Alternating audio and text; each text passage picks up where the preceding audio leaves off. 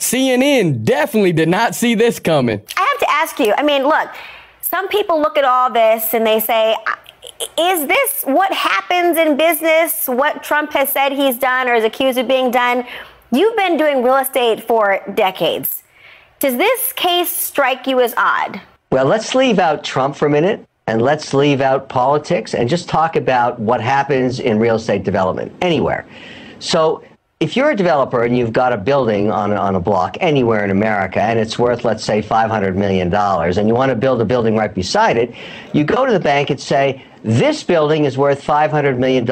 I'd like to borrow a construction finance loan against this asset, and I want you to tell me it's worth $500 million too. And the bank negotiates with you and says, well, no, we think it's worth $400 million, and you fight it out. You're always trying to show your assets in the brightest light with the sunshine you could possibly determine for them. You want them to be worth the very most, because you're only going to get a 40 or 50% loan to value, as it's called. Then you borrow that money. In the case of a $500 million asset, maybe you get $250 million, and you build a new building with a construction finance loan.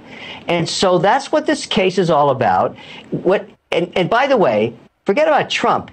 Every single real estate developer everywhere on earth does this. They always talk about their asset being worth a lot, and the bank says no. And that's just the way it is.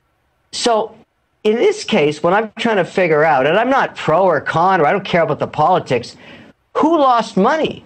Nobody. The bank got paid back the construction finance loan, and a new building was built.